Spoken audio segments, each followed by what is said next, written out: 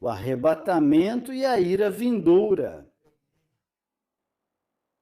O arrebatamento e a grande tribulação. E é um tema que gera muita polêmica, mas agora, sabendo que os tempos estão próximos, devemos nos preparar. A igreja deve se preparar e deve quebrar todo o esquema mental que o inimigo colocou. Por causa das diferentes classes de doutrinas. Há muita distorção bíblica nos dias de hoje. Apareceram muitos falsos mestres, ou seja, há falsos mestres. Existem pessoas que são contrárias à palavra de Deus. Por isso, o que sempre precisamos para entender sobre esse tempo que já está próximo é a Bíblia. É a Bíblia. Esta é a mensagem de hoje. A mensagem de hoje não é para nos prepararmos para o modo como vamos viver por 200, 300, 2000 anos. Vamos preparar as próximas gerações. Vamos nos preparar para as inovações. Vamos nos preparar talvez para as novas tecnologias. Não. Essa não é a mensagem. A mensagem é que devemos manter nosso olhar em Jesus Cristo, aquele que nos livra da ira vindoura. E vamos aprofundar em vários textos bíblicos para que você saia comprometido com Deus. Não para que você saia com medo, porque a Bíblia é um livro de esperança. E hoje, por misericórdia, estamos recebendo a mensagem antes que seja tarde demais. Este é o momento de romper com toda a tradição, porque viemos de uma mentalidade tradicional. A igreja moderna está acostumada até mesmo a ouvir uma mensagem incompleta. Eu vou te dizer por que temos ouvido uma mensagem incompleta. Você vai perceber que talvez tenhamos um Deus incompleto em nossas vidas. E se você tem um Deus incompleto, nunca poderá conhecer a redenção em sua totalidade. E, acima de tudo, o arrebatamento. E aqui há uma realidade oculta. Embora o retorno de Jesus seja extraordinariamente glorioso, existe uma terrível realidade que não pode ser ignorada. Eu sei que esperamos o retorno do Senhor. E sei que ao falarmos do arrebatamento, sempre devemos manter os olhos no fato de que Jesus fará isso desde os ares, das nuvens, e virá por sua igreja. Mas quando falamos da segunda vinda, a vinda completa, ele virá com sua igreja, ou seja, conosco. Vestidos de branco, nós viremos. Isso está em Apocalipse capítulo 19. Por que mencionamos isso? Porque a ira de Deus está a caminho. Isso já pode ser visto. A guerra no Oriente Médio não pode ser ignorada. A quantidade de avanço tecnológico, a ciência, o que acabamos de ver com esses astronautas, que virou notícia mundial e que todo mundo estava atento. Quando chegam, quando saem, tomara que nada aconteça com eles. Todos esses avanços, a Bíblia já tinha dito isso, e a ciência avançará. E a Bíblia diz que as pessoas correrão de um lado para o outro, e estamos vendo isso. A guerra no Oriente Médio está ficando cada vez mais intensa. E há muitas ameaças. E o que acontece no Oriente Médio pode trazer consequências para o nosso país, para o Ocidente. Pode trazer consequências. Então isso está me mostrando o que vejo nas notícias, o que vejo que acontece com o mundo, com os governos, é que a ira de Deus está a caminho, e essa ira divina paira sobre toda a humanidade. E está pronta como uma espada para atravessar a humanidade. E você diz, mas quando falamos de ira, por que Deus tem ira? Por que Deus fica zangado? Ele não deveria ser bom? Ele não deveria ser santo? E por isso hoje vou falar para você sobre a anatomia do engano espiritual que existe. E somente a Bíblia pode abrir nossos olhos e nos ajudar a interpretar os tempos, porque há uma pandemia doutrinária neste tempo, e a pandemia doutrinária neste tempo, é que a igreja passará pela grande tribulação. Esta é uma pandemia doutrinária. E que a igreja sofrerá a ira de Deus. Mas hoje vamos ativar o antídoto para conter essa pandemia. Geralmente os púlpitos se enchem de mensagens sobre a bondade e do amor do Cordeiro de Deus. E está certo. E Deus é amor. E Deus é amor. E Deus é amor. E Deus te ama. E essa é a mensagem, supostamente, do Evangelho. Mas temos pregado um Evangelho incompleto. Sempre falamos do amor, do amor, do amor, do amor, do amor de Deus. E se você fala somente do amor de Deus, e não fala da mensagem que estou prestes a lhe dizer, você pregou um Deus incompleto e um evangelho incompleto. Porque há um aviso crucial: o amor de Deus é só metade da verdade. Me perdoe por decepcioná-lo hoje. Mas o amor de Deus é só metade da verdade. E você vai às igrejas. E claro, o amor de Deus. Não importa como você esteja, Deus abençoa. Deus abençoa a união livre. Deus abençoa a união entre pessoas do mesmo sexo. Deus abençoa isso. Deus abençoa se você é um alcoólatra. Deus abençoa se você é um criminoso. Deus abençoa tudo. Fique tranquilo. Siga em frente. Peque deliberadamente. Jesus Cristo já pagou. Não ore mais, porque Jesus Cristo já orou. Não jejue mais, porque Cristo já jejuou. E essa é a mensagem que se tornou geral e que se tornou uma pandemia nos púlpitos e nas igrejas. E se quiserem, no próximo domingo, não venham a esta igreja. Vão e visitem os templos ao redor. E vocês vão perceber que o que estou dizendo é verdade. E não importa, talvez essa não seja a mensagem mais atraente. Você talvez diga: não, eu gosto que me falem do amor de Deus. Fique tranquilo, ninguém obriga você a ficar aqui. Se você quer só metade da verdade, há igrejas que pregam isso. Mas hoje vou falar de um Cristo completo. Por quê? Porque aqui vemos uma revelação profunda que sempre esteve na Bíblia. Quando você pega metade de uma verdade e apresenta como se fosse uma verdade absoluta. A metade que omitimos se transforma em uma mentira letal. Então, quando você fala de um Deus de amor, de amor, de amor, de amor, que não vai castigar absolutamente nada e que vai ignorar o pecado e que não há julgamento, não há nada, me escute. Essa é uma mentira letal que tem pregado para você. E você precisa acordar hoje. Olha, a outra metade indispensável do amor de Deus é a sua justiça implacável e a sua ira divina. Parece estranho, mas é assim que a Bíblia mostra. A ira divina de Deus. Isso é ilógico. Como assim a ira divina de Deus? Não é para a ira estar relacionada a algo ruim? A ira está relacionada ao caos? A ira está relacionada ao julgamento? Como você pode dizer ira divina? Sim, porque julgamento divino faz todo sentido. Agora acostume-se com esse conceito de ira divina. E aqui temos um texto fundamental que você vai abrir hoje. Abra aí na sua Bíblia. 1 aos Tessalonicenses, capítulo 1. Versículos de 9 a 10, abra aí. E você vai ler claramente. Olhe, porque eles mesmos contam de nós a maneira como vocês nos receberam.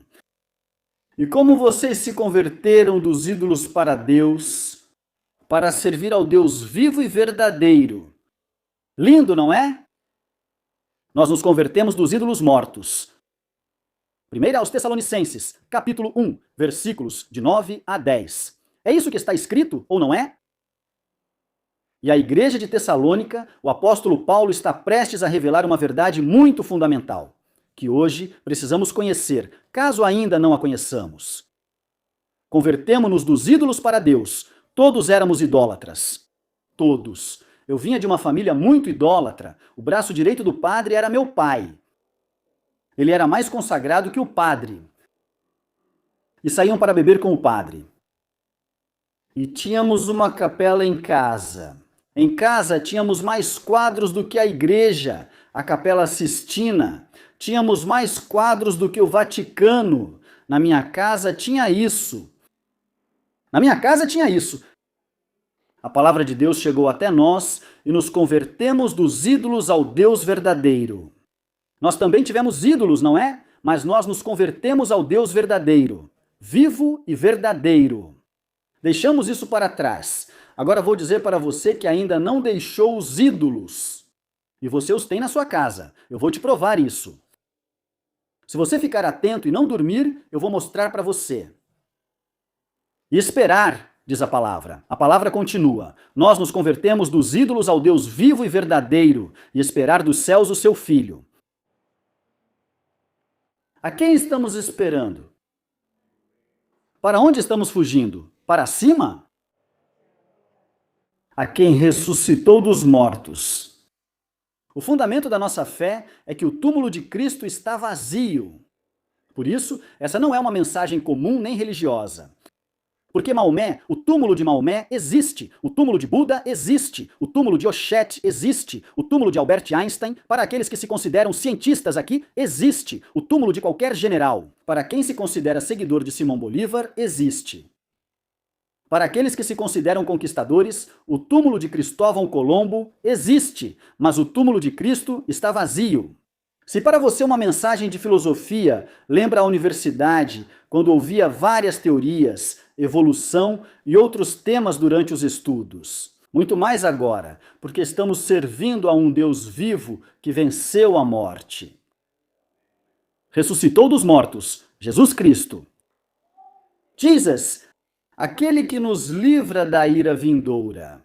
A ira vindoura e a grande tribulação são a mesma coisa. Não se esqueça disso, porque hoje em dia apareceu uma quantidade de falsos pastores e mestres que dizem para você que a igreja vai passar pela ira vindoura. Já falei claramente, se você acha que a igreja passará pela ira vindoura ou pela grande tribulação, é como acreditar no purgatório. É como crer no purgatório, achando que pode pecar à vontade, pois acabará lá de qualquer jeito. Lá você será purgado por seus pecados, a menos que tenha familiares com dinheiro para pagar missas e orações para te tirar de lá. E a base de rituais. Bem, e se não tiver dinheiro, do purgatório vai para o inferno. É isso que o povo diz. E eu digo para as pessoas que se a igreja precisa passar pela ira vindoura ou pela grande tribulação, isso quer dizer que o sacrifício de Jesus ficou incompleto. Para mim, o sacrifício de Jesus é completo, pois ele derramou todo o seu sangue, não apenas metade, e não foi apenas um braço cortado. Ele foi moído pelos nossos pecados. Todo o sangue dele foi derramado, e Jesus Cristo disse, está consumado. Ou seja, é Cristo Jesus quem nos livra da ira vindoura. E se você vai passar pela grande tribulação, é porque você não tem Cristo Jesus no seu coração. É porque você tem Cristo apenas como mais uma religião. Se Cristo é só mais uma religião para você, ficará na grande tribulação. Você vai enfrentar todo o caos, vai enfrentar os juízos, vai enfrentar as taças da ira, vai enfrentar as trombetas e muito mais. É Cristo Jesus? Porque para mim o sacrifício dele está completo. Não é que a igreja precisa ser purificada. Então o sangue de Cristo não serviu. Para mim Cristo basta. Quantos dizem amém? Para mim, Cristo é suficiente. Ressuscitou dos mortos, enfrentou, sabemos o que ele fez nesses 3 dias. Quando Jesus esteve morto, foram 72 horas. Tudo o que Jesus fez, 3 dias. Foi o seu sangue derramado, seus pregos. Os pregos foram, atravessaram as mãos e os pés de Jesus. Ele foi traspassado por uma lança. E tudo isso, e ainda assim, precisamos que a igreja seja purificada. Não digo que acreditar nisso seja como crer no purgatório. Agora vamos ver. O horizonte profético, o sofrimento, sem precedentes que está por vir. A todos aqueles que rejeitaram Jesus. E quando falamos de rejeitar, não pense apenas no povo judeu. Aqui há pessoas que hoje estão aqui. Aqui que vem a igreja, só para cumprir um compromisso familiar. Vem aqui à igreja obrigados. Tenho certeza de que aqui há pessoas que vêm à igreja por obrigação, porque por si mesmas não são capazes de vir. Ah, mas como a criança vem, eu também venho. Como o avô vem, eu também venho. Como o amigo de quem eu gosto vem, eu também venho. Mas se não há nada aqui que te segure, você não vem. Você tem que ser sincero. Você, por conta própria, não vem à igreja. Isso é claro. Ou seja, você está seguindo uma religião. Não venha mais. Ai, é que o pastor me tirou da igreja. É que essa igreja não foi feita para encher de gente. Sinceramente, há várias coisas que eu poderia fazer agora. Talvez até viajar. Ou talvez ficar em casa vendo uma série. Mas estou aqui. Porque há outro propósito diferente de encher uma igreja. Para encher uma igreja, para isso voltem aos ídolos mudos. Porque igrejas estão cheias, já fazem fila para entrar. E de vez em quando, os que ficam do lado de fora fumam um cigarro. Se quiser cumprir uma penitência, vá a outra igreja. Lá tem mais gente e talvez você encontre algum conhecido. Aqui não. De verdade. É disso que se trata. Se você vem, realmente porque existe um Deus vivo, porque você vem buscar a Deus. Assim como o Senhor fez você cantar e repetir a música agora, que eu acredito que foi por isso. Eu te busco. Quem você busca? Veio buscar um amigo ou vizinho? Está na igreja para agradar seu filho e evitar que ele fique bravo? Para que sua esposa não fique reclamando em casa? Por que você vem à igreja? Por que você veio hoje à igreja? Eu te pergunto. Se seu filho não tivesse vindo, você estaria aqui? Se a pessoa de quem você gosta não tivesse vindo, você estaria aqui? É assim que acontece. Será que existe um compromisso com Deus? Ou existe um compromisso com o irmãozinho ao lado? Existe um compromisso com o marido, com o filho, com a esposa? Ou vice-versa? Ou para que vejam que eu sou meio cristão? Se fosse por você mesmo, você viria à igreja, se congregaria. Essa pergunta eu mesmo tive que me fazer. Se eu não fosse pastor, eu iria a uma igreja, eu procuraria uma igreja, eu me congregaria em uma igreja? E essa pergunta você tem que se fazer, pessoalmente. Se o seu amigo ou sua amiga não vier, você teria o mesmo entusiasmo para vir à igreja? Porque aqui tem gente que vem para fazer amigos. Aqui tem gente que vem porque se sente sozinho em casa. E aqui conseguiu criar um vínculo especial com alguns amigos. Se for para fazer amigos, de verdade, o mundo é melhor. Se for para fazer amigos, há muitas boates aqui em Copacabana que são muito boas para isso. Para fazer amigos e conhecer mais pessoas. E para que você não se sinta sozinho em casa. Se for para isso, há coisas melhores para fazer. De verdade. Se for para agradar sua esposa, me avisa que no final te dou dicas para ela não te incomodar caso não queira ir à igreja. De verdade. Aqui fica claro que o juízo de Deus não é um conto de fadas. Aqui. Não é um conto de fadas. As chamas do juízo já estão surgindo em nosso presente e podem ser sentidas. Já podem ser sentidas. Sente-se um ar de verdade, de destruição, de caos. Sente-se o juízo de Deus. Já o Senhor não aguenta mais reter sua ira. Não aguenta mais reter sua ira. A Bíblia diz claramente, e estamos vivendo os mesmos tempos do povo que foi destruído pelo dilúvio. Estamos vivendo os mesmos tempos. O Senhor já não quer contender com o homem, porque o homem é carne, Deus é espírito.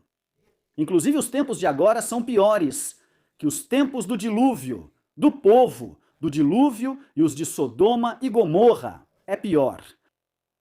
E se Sodoma e Gomorra, Deus não deixou sem juízo, e a geração do dilúvio, teve que vir um dilúvio e sepultá-la toda, o que acontecerá com esta geração? E não é a tribulação histórica, não é que temos sofrido, o tempo todo houve tribulação, e o tempo todo houve perseguição, nem pense nisso. Devemos entender que não falamos dos tempos sombrios, de crises e perseguições normais vividas pela igreja ao longo dos séculos, como a Inquisição endemoninhada. Lembram? Não posso dizer a Santa Inquisição, pois aquilo foi demoníaco. Aquelas pessoas estavam possuídas, era um evento apocalíptico sem precedentes. Ou seja, o que houve em toda a história.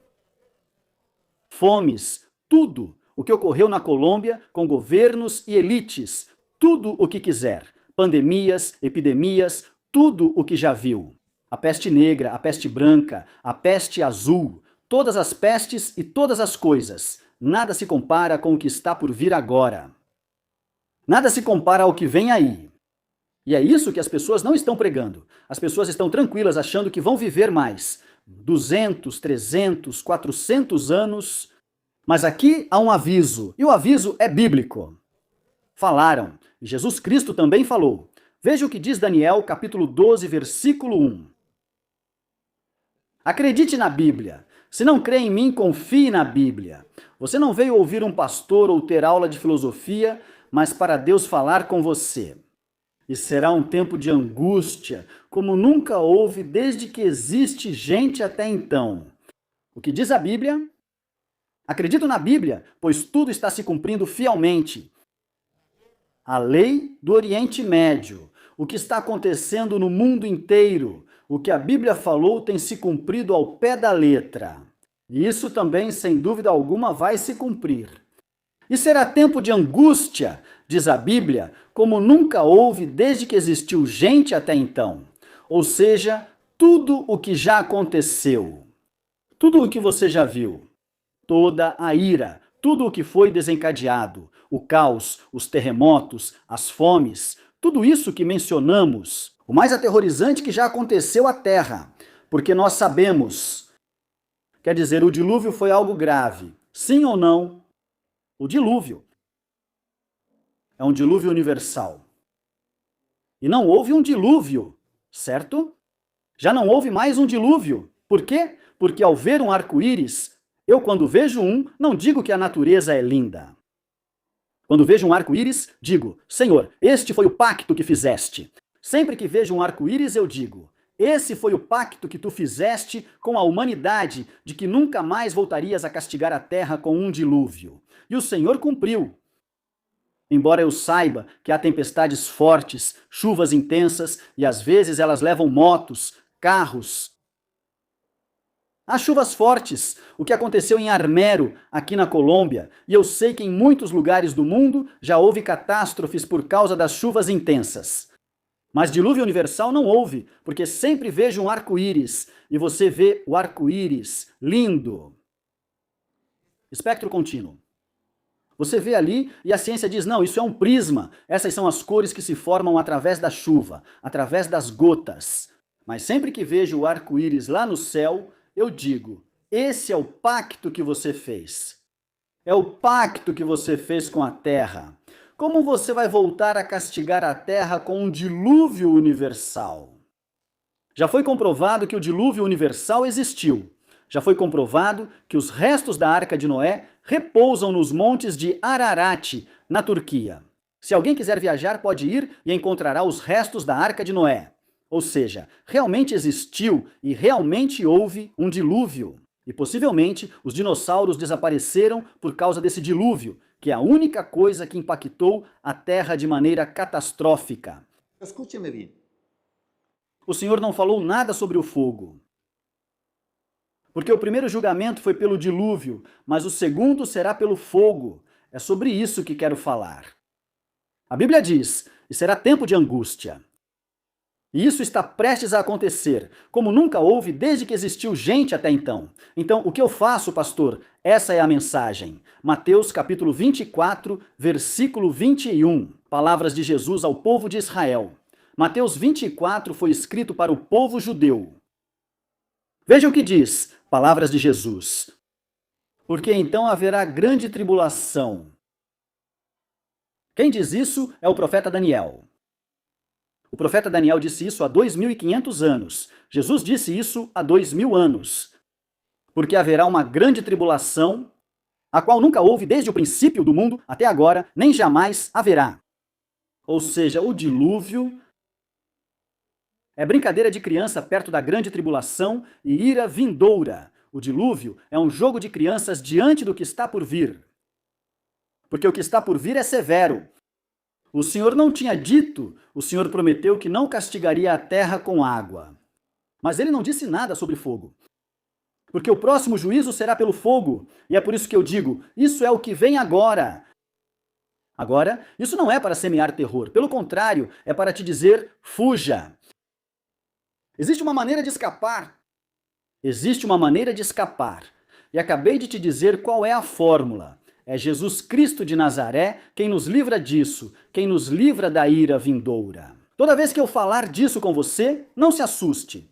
Pelo contrário, diga com mais ímpeto, com mais vigor, com mais paixão: vou me apegar a Cristo Jesus. Vou deixar de lado esses ídolos mudos, vou deixar de lado toda idolatria para me apegar ao Deus vivo e verdadeiro. Quero lhe dizer algo mais. O terror físico e psicológico vai acontecer. Hoje em dia, as pessoas estão em depressão e, bem, vemos o estresse, a depressão que elas têm, ou vemos que as pessoas vão ao psicólogo, vemos que muitos vão ao psiquiatra. Esta geração é chamada de geração de cristal, não sei porquê, você deve saber. E essa é a geração mais depressiva, é a geração que sofre bullying, que corta os pulsos. Essa é a geração assim. A geração que, de repente, a namorada termina com ela e está se jogando da ponte da mãe Maria Laura. Antioquia. São os que se jogam no metrô. A namorada terminou com ele. Por que ele se jogou no metrô? Porque a namorada terminou com ele. Essa é a geração de agora. Essa é a geração. Escute bem o que eu vou te dizer. Preste atenção nisso. Apocalipse 6,15. Olhe isso, veja com seus próprios olhos. E os reis da terra... Porque tem gente que diz, não, tem pessoas que vão escapar. Eu tenho dinheiro, eu vou escapar disso, meu dinheiro vai me ajudar, meu dinheiro vai me proteger. Eu sou uma pessoa importante. Não, os reis da terra vão sofrer isso. Os grandes. Os grandes. Os ricos. Ou seja, riquezas não vão servir. Você diz, por aí tem gente que ganha milhões e milhões. Quanto ganha o melhor jogador de futebol neste momento? Milhões e milhões de dólares. Uau! Esses sim vão conseguir se proteger. Os capitães. Os capitães, os poderosos. E todo servo. A classe baixa e os livres se esconderam nas cavernas e entre as rochas dos montes e diziam aos montes e às rochas. O que diziam? Veja, veja o que diz a Bíblia. Caiam sobre nós e escondam-nos da face daquele que está sentado sobre o trono e da ira do Cordeiro. Esse Cordeiro que veio como servo para morrer pelos nossos pecados, que foi totalmente imolado. Esse Cordeiro que foi pisoteado, insultado e cuspido. Esse cordeiro que foi traspassado, porque foi traspassado, diz, foi levado ao matadouro e ficou em silêncio, não abriu a boca. Esse cordeiro disse, perdoa-lhes, porque não sabem o que fazem. Esse cordeiro que teve a capacidade de reduzir a terra a pó, só de pensar nisso, e que não o fez, e que não desceu da cruz. Ele não voltará mais como cordeiro, voltará como leão, o leão da tribo de Judá, para julgar a terra. Por isso diz, a ira do Cordeiro, por isso se você prega um Deus de amor e não prega o Deus de juízo, você pregou uma mentira letal. Porque se você não fala sobre o juízo de Deus e solamente fica falando do amor e do amor de Deus, você pregou uma mentira. Porque Cristo é amor, mas também é fogo consumidor, e esse é o Deus da Bíblia. E senão, ele deixaria de ser justo e deixaria de ser santo. Se Deus não castiga o pecado, ele não é justo e não é santo. E para que servir a um Deus assim? A ira do Cordeiro, o rosto, diz, escondam-nos, escondam-nos. É isso que diz Apocalipse capítulo 6. Mas em Apocalipse capítulo 6, a igreja já não estará. A igreja já não estará. Por isso diz, escondam-nos e livrem-nos da ira do Cordeiro. Eles dirão às pedras, aos vulcões, caiam sobre nós. As pessoas buscarão a morte e a morte fugirá delas, diz a Bíblia. As pessoas desesperadamente, ou seja, a morte seria um alívio. Hoje em dia, as pessoas querem tirar a própria vida por qualquer coisa, mas nesse tempo, por causa da tribulação que virá, será todo mundo, ou seja, não será só o pobre porque está cheio de dívidas e diz que vai tirar a vida porque gastou tudo em bebida? Não. Não é só o servo porque está escravizado, ou quem está na cadeia porque está preso. Não é isso. Aqui, me escute bem, abra bem os olhos e acorde, por favor. Acorde, por favor. Preste atenção nisso. Sobriedade. Sobriedade para receber isso. Seja sóbrio agora, neste momento. Aqui a Bíblia diz claramente que os grandes, os ricos, os reis da terra, os governantes, todos eles estarão dizendo às rochas: caiam sobre nós. Porque você se fez de vítima, porque vive na Colômbia, um país do terceiro mundo. Outros dizem que eu moro lá na comunidade. Outros dizem, não, se soubesse das dívidas que eu tenho, pastor, já teria se matado. Aqui a Bíblia menciona todas as classes sociais. Acham que não tem problemas os que andam pensando que estão nas nuvens, os poderosos, os capitães, ou seja, homens de guerra, os homens de guerra, os que têm o controle, os que talvez sejam os melhores pilotos para pilotar essas naves. Toda pessoa de renome dirá: vão dizer às rochas, caiam sobre nós e escondam-nos do rosto e da ira do Cordeiro. Vejam, os homens mais poderosos do planeta vão suplicar para serem esmagados pelas montanhas antes de verem o rosto de Deus no julgamento. Ou seja, vão querer que uma montanha caia sobre eles. Por quê? Porque vem um juízo poderoso. Quero falar sobre a grande suplantação, o cavaleiro e a falsa paz mundial. Que isso se tornou algo muito, muito normal. E é isso que o mundo deseja, e é por isso que hoje as pessoas votam em quem oferece paz. Alguém disse, se alguém puder oferecer uma paz mundial, e esse alguém for o diabo, seguiria o diabo de bom grado. As pessoas estão desesperadas, desesperadas por causa de tanta guerra. E principalmente as pessoas que vivem em zonas de conflito. Conflito! E aqui veja, a profecia bíblica se torna mais real com o nosso mundo moderno. O trovão anuncia a tempestade. Apocalipse 6. João ouve uma voz como de trovão dizendo: venha e veja. João está olhando isso do céu, porque João representa a igreja.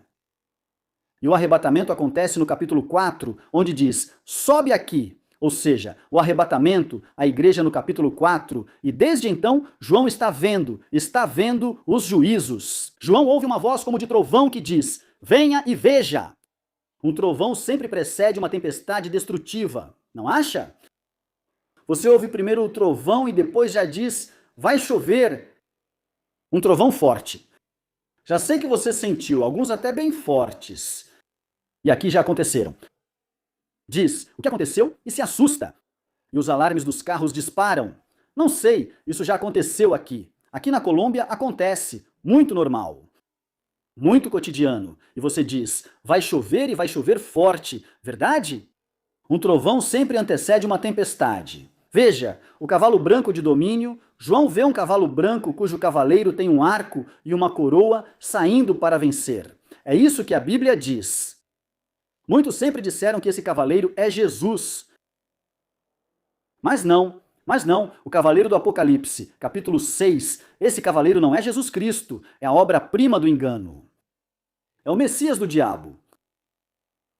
Primeira vez que uso esse termo, é o Messias do diabo. Esse é o anticristo. Diz que ele tem um arco, símbolo absoluto do poder humano. Diz que ele tem uma coroa, símbolo claro do domínio global. Mas ele não tem flecha. Por quê? Porque a intenção é mostrar que é um governo de paz. É um governo de paz, mas enganará, vem um engano. E as pessoas caem nesse engano. E por isso eu digo, as igrejas estão pregando e estão ensinando seus fiéis a olhar para o cavaleiro do cavalo branco. Quando falam de paz, quando falam de amor, mas não falam do juízo que está por vir, a igreja está pregando o anticristo e não Jesus Cristo. O que vocês acham? O engano das Nações Unidas? E esse é um dado impactante, a humanidade rejeitou o verdadeiro Cristo. E não são só os judeus, nós também. Mas abrirá os braços para esse falso Messias. Jesus Cristo profetizou isso. Jesus Cristo disse que as pessoas deste tempo abraçarão o anticristo. Sabe onde ele disse isso? Veja, João capítulo 5, versículo 43. Preste atenção. Preste atenção. Veja o que diz. Eu vim em nome do meu Pai. A Bíblia diz isso. E Jesus veio assim. E o que aconteceu? Vocês não me recebem. Se outro viesse em seu nome, vocês o receberiam. Aquele que vem em seu próprio nome, quem é? É o anticristo. É o falso Messias. É o Messias do diabo. É o super-homem de Satanás.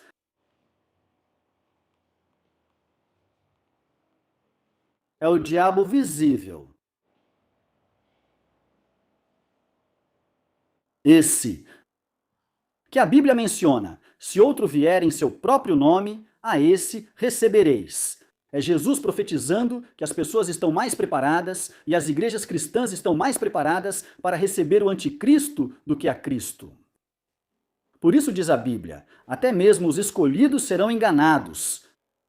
Preste atenção nisso. Isso é mais sério, ou seja, as pessoas se prepararam mais para receber o anticristo do que a Cristo. Se você não percebeu, veja como o mundo compra consciências hoje em dia. É fácil comprar consciências. E as pessoas podem vender sua dignidade por um prato de lentilhas, como fez Esaú. E há muitos cristãos assim. Então, a evidência moderna, veja, o espírito do anticristo já opera e tem operado desde o tempo do apóstolo João através do gnosticismo e da falsa religião. Tem operado, o espírito do anticristo já esteve presente. Não é que o anticristo, quando vier, já está no mundo. A Bíblia diz isso. O espírito do anticristo já está operando, já está se manifestando, já está agindo. O que falta é a manifestação visível do anticristo. Mas o espírito do anticristo já vem fazendo o trabalho. Inclusive, existe uma proposta relatada para que as Nações Unidas substituam a pomba da paz. Vocês sabiam disso? Pelo cavalo branco. Símbolo de paz e fraternidade entre as nações. E esse cavalo tem uma coroa de 5 pontas. Esse cavalo, que representam os 5 continentes. Inclusive ao Papa Leão XIV, deram de presente um cavalo branco como emblema da paz mundial. O que acha? O cavalo branco que aparece em Apocalipse capítulo 6 não é Jesus. Porque em Apocalipse capítulo 19 aparece outro cavaleiro, o cavalo branco, que tem na coxa uma inscrição que diz Rei dos Reis e Senhor dos Senhores. Esse sim é Jesus Cristo de Nazaré. E o seu nome é Fiel e Verdadeiro. Mas o primeiro cavaleiro do cavalo branco que vem, esse é o anticristo. Mas qual é o propósito supremo da igreja no tempo final? Se a igreja passar pela grande tribulação, em quem fixaremos nosso olhar? Se eu digo que a igreja enfrentará a grande tribulação, como muitos afirmam no mundo e em várias igrejas, para quem as pessoas olhariam? Cristo ou anticristo? Para o anticristo. As pessoas se perguntariam, quando esse líder mundial vai aparecer? A que horas ele aparece? Estariam apenas olhando para o anticristo, não para Cristo. Se você vê qual é o erro, por isso que eu digo, a igreja não vai passar pela grande tribulação. E eu tenho todos os dados, me tornei especialista em estudar isso na Bíblia. Em analisar, como diz a Bíblia, linha sobre linha, um pouco aqui, um pouco ali. Por quê? Porque na Bíblia eu me dediquei a olhar somente a Bíblia. Eu li muitos comentários, muitas coisas, mas de verdade, aqui você tem em suas mãos o que você trouxe hoje. O que você tem em suas mãos vai te livrar, se você crer, da ira vindoura. Se a igreja vai passar pela ira vindoura, como muitos dizem, então você não estaria olhando para Cristo, mas sim para o anticristo, perdendo nossa bendita esperança. Mas como Jesus nos livra dessa ira, temos um claro e urgente chamado à ação.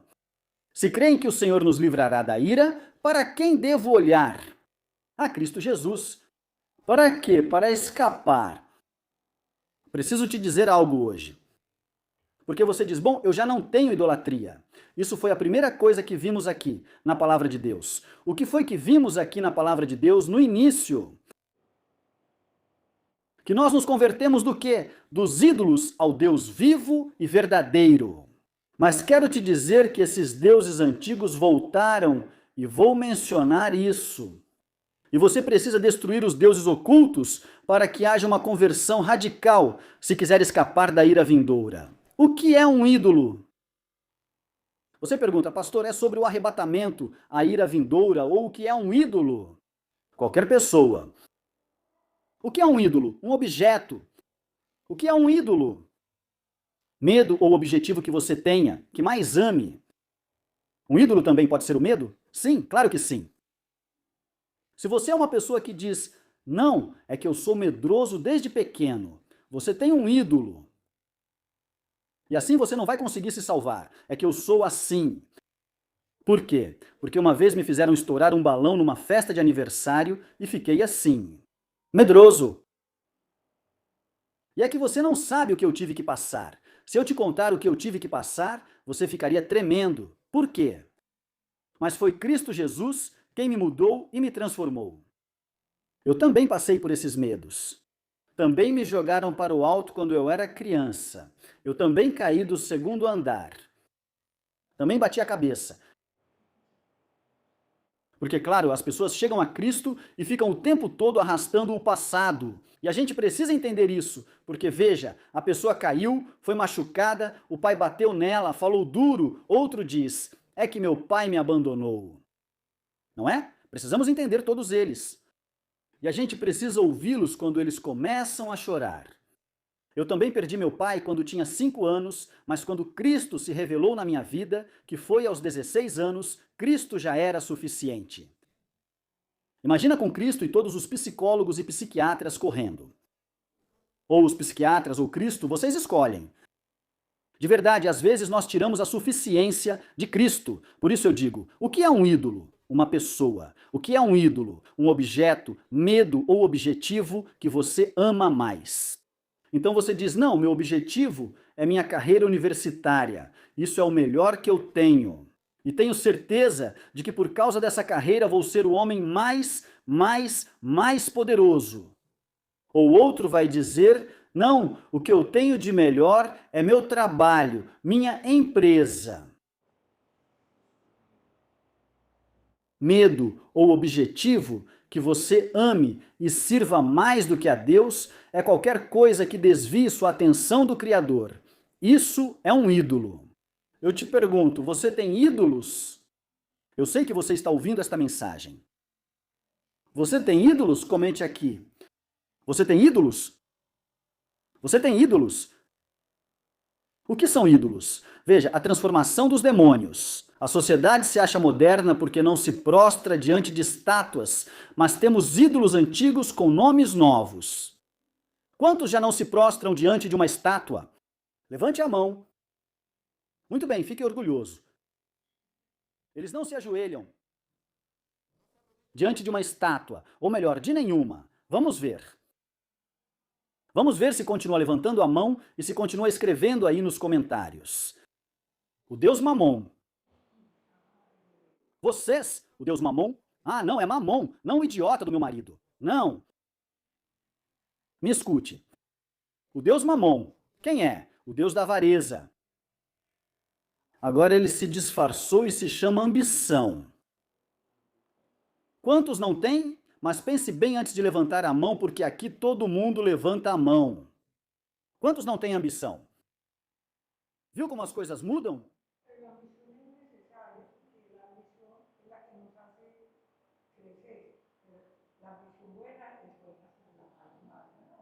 A ganância é pecado. O Deus Mamon se disfarçou. Agora as pessoas o chamam de ambição. Ele o disfarçou. O Deus Vácuo. O Deus Vácuo. Ah, o vácuo é o marido da vaca. Não, é o Deus Vácuo. A bebedeira e o descontrole. Prestem atenção. A bebedeira e o descontrole. Agora isso é socialmente aceito como happy hour. O bebedor social. Nem te conto que estive na Argentina e tive que ser firme e falar com eles, porque lá a cultura é tomar vinho como se toma água. E você vai aos supermercados e o que mais tem é vinho. Você não vê lentilhas lá, você não vê feijão lá, você não vê arroz lá, o que você vê lá é vinho, vinho, vinho, vinho. Desde que você entra, é vinho. E de todos os tipos, de todas as cores e de todos os sabores. O deus Baco. Almoçam com vinho, bebem vinho, colocam vinho na comida. Agora, socialmente, é aceito como happy hour, o deus Baco. O que você acha? E qual é a forma? Jesus tomou vinho, mas eu estudei e analisei, e para uma irmã que fielmente se conecta e esteve lá nos acompanhando, eu mostrei, e na Bíblia está claramente. Descobrimos juntos que o vinho que Jesus tomava era suco de uva fresco. Suco de uva fresco. Fresco. E o que Jesus transformou era suco de uva fresco. Também temos a deusa Afrodite. Alguém adora a deusa Afrodite? Não, ninguém. Levantem a mão quem adora a deusa Afrodite. A luxúria sexual. Agora é aplaudida como a revolução sexual. A liberdade sexual. E esta geração não tem escrúpulos. Esta geração não tem escrúpulos. Esta é a geração mais bagunçada. Ou seja, há ídolos? Claro que sim. O deus Marte, o deus da guerra, se justifica nas ruas como a indignação justa. Há quem apoie a guerra e ore para que os Estados Unidos sigam atacando o Irã, que os ayatolás morram e que Israel continue os ataques. Tem quem ore por isso. Essa não é a dinâmica de Deus. A guerra não é a dinâmica de Deus. Eu abençoo Israel, oro por Israel e amo Israel, mas apoiar para que Israel lance mísseis, jogue bombas e continue explodindo as coisas, não. Porque essa não é a dinâmica de Deus. Não temos guerra contra carne e sangue, mas contra principados e potestades. Essa é a guerra que eu apoio, a guerra espiritual. Mas o que diz a Bíblia? E há uma exigência aqui. Mateus capítulo 6, versículo 33. Veja o que diz a Bíblia. Por isso que para o Senhor isso não era o ponto. No começo eu disse, o que está acontecendo? E estava me esquentando por causa da música que estava repetindo. Eu disse, sempre acontece a mesma coisa. Mas depois eu disse, o Senhor quer isso, mas buscai primeiro o reino de Deus e a sua justiça, e todas essas coisas serão acrescentadas. Veja, você não pode ter o mundo e Cristo ao mesmo tempo. Não dá.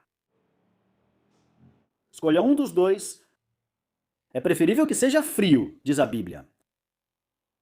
E nem frio nem quente. Quem gosta de água morna? Quando está com sede, beber água morna. Minha esposa gosta, eu não. Você não pode ter o mundo e Cristo ao mesmo tempo. O arrependimento é o único caminho. Não há outro caminho. Mudança de mentalidade. Agora, você precisa trazer a profecia para a prática. Tem que haver um serviço intenso. Qual é o serviço? Por favor, tire sua cabeça das nuvens proféticas e coloque seus pés no chão. E vamos começar agora a ganhar almas, através do verdadeiro evangelho, um evangelho completo. Não diga Deus é amor, amor, amor, amor, amor, amor, amor, amor, amor, amor. Porque se você fica dizendo que Deus é amor e não diz que ele é fogo consumidor, isso é uma mentira letal. Você está pregando um Deus incompleto, um evangelho incompleto. Por isso você começa a ganhar almas dizendo, olha, você sabe que vem um juízo severo, como nunca houve, e a única maneira de escapar se chama Jesus. Nada mais. Não é que eu quero decorar todo o evangelho de João. Não! Deus, preciso falar de um Deus de amor. No mundo eles foram rejeitados. Por isso mesmo você tem que pregar Cristo.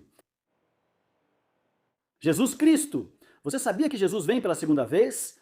Ah, sim. Eu não sabia. E agora ele não vem mais como cordeiro, nem como servo. Ele não vem mais para dar a própria vida. Você sabia que ele já veio e voltará como juiz? Você sabia que esse Jesus que vem já não vem com os olhos de ternura com os quais veio da primeira vez? Ele vem com olhos de fogo e de rosto de sol, sabia disso? Ah, Alguém dizia, mas é que as imagens que eu tenho em casa mostram Jesus. Eu disse, desenhe Jesus para mim. E eu abri Apocalipse capítulo 1. E eu disse, o cabelo dele é branco como lã branca, comece a fazer, desenhe. Ou procure para mim uma estátua assim. Depois o rosto dele como o sol quando brilha em sua força. Desenhe Jesus assim ou encontre um artesão para fazer esse rosto. Seus olhos como chamas de fogo. Seus pés refulgentes, de bronze polido, refulgente como em um forno. Da sua boca, como era a sua boca? A boca parecia que tinha barba e tudo isso. Não. Da sua boca saía uma espada afiada de 2 gumes. Quantos já viram uma estátua de Jesus para colocar aqui? Com essa descrição. Você já viu? Se você ver como o Senhor fica assim para que ninguém faça uma imagem, um retrato dele. Mas a Jesus nós vamos ver face a face. Essa é a boa notícia. E a verdadeira prova de que você acredita nessas profecias bíblicas não é apenas um conhecimento teológico, mas também deixar que esse conhecimento teológico se torne algo real. E isso se torna algo real quando você se apaixona por pregar, por advertir, por prevenir a humanidade da ira que está por vir. Esse é o verdadeiro evangelho. Esse é o verdadeiro evangelho. E viver uma expectativa apaixonada. Veja, os primeiros crentes não viam Jesus como uma saída de emergência ou uma escada de incêndio. Eles viviam, oravam e literalmente morriam pelo clamor de seus lábios. Eles não viam Jesus como pronto, essa é a minha saída. Não, eles olhavam para Jesus porque ansiavam vê-lo. Você não esteja acima do que está por vir. hay algunos que No começo você diz, eu quero escapar, mas você só quer abraçar Jesus para escapar ou porque o admira, ou porque quer abraçá-lo, ou porque o deseja. Por que você procura Jesus? Só quer fugir da ira vindoura? Ou porque você admira Jesus? Ou porque você o acha belo? Por isso a Bíblia diz, o mais belo entre os filhos dos homens. Por que veio à igreja para o trabalho dar certo neste fim de semana? Por que você vem à igreja? Por que você chega à igreja? Pelo que ele dá? Ou pelo que ele é? Diga a ele. Pergunte ao seu marido, à sua esposa, ao seu amigo, à sua amiga. Por que você quer que Jesus venha? Para escapar da grande tribulação que está por vir? Ou porque você quer vê-lo? Ou porque quer achá-lo e viver com ele eternamente? Esse é o chamado para a ação. E é uma decisão de vida ou morte. Ele já não prega um evangelho enfeitado. Olhe, em toda a Escritura não existe uma única gota de esperança para aquele que não tem Cristo em seu coração. A esperança é só para quem tem Cristo. Rejeitá-lo significa engolir as mentiras de Satanás. Ser devorado pelos horrores da grande tribulação. E finalmente acabar no inferno, eternamente separado de Deus.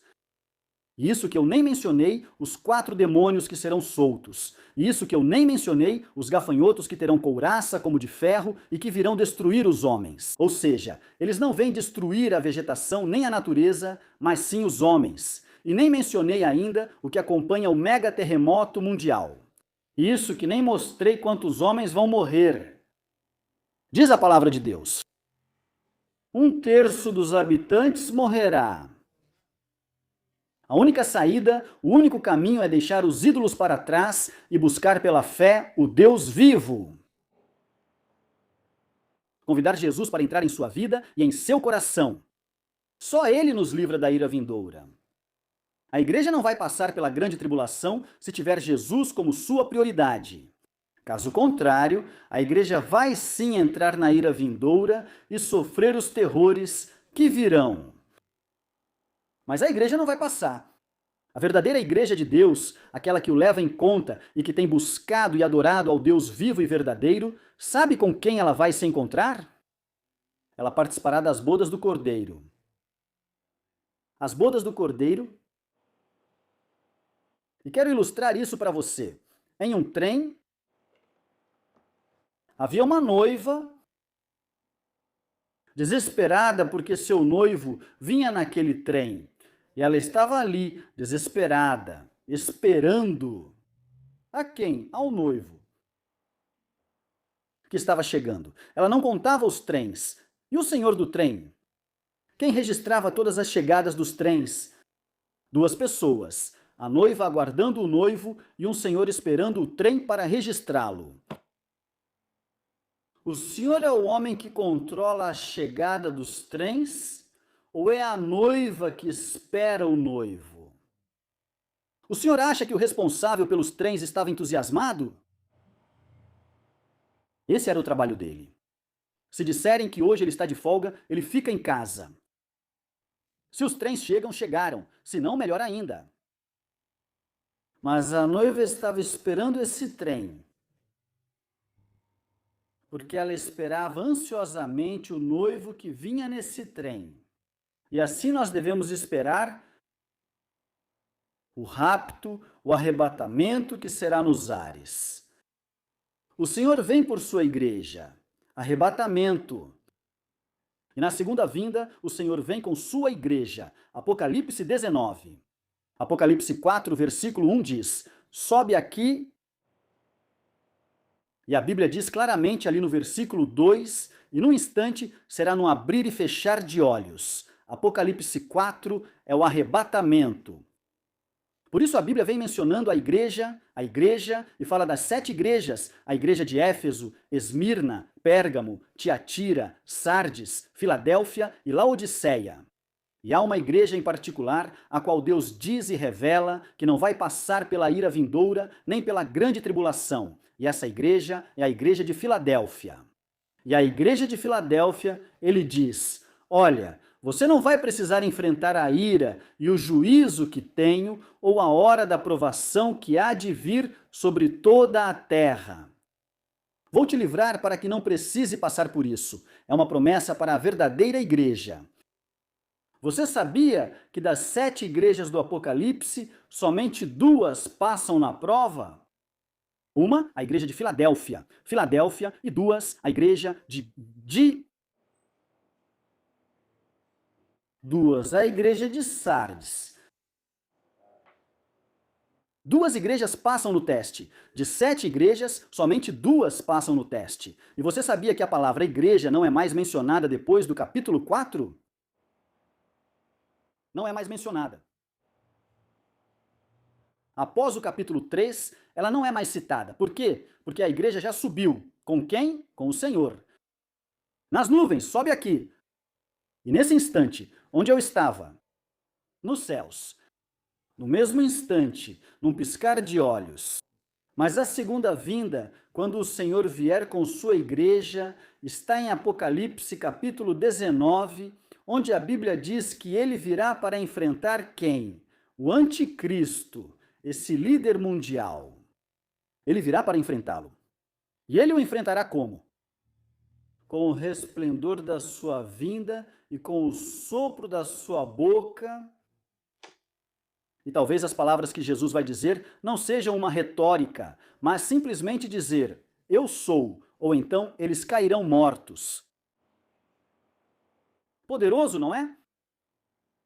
A todas as pessoas que se conectaram hoje, que Deus abençoe vocês. Espero que curtam este vídeo e que compartilhem bastante.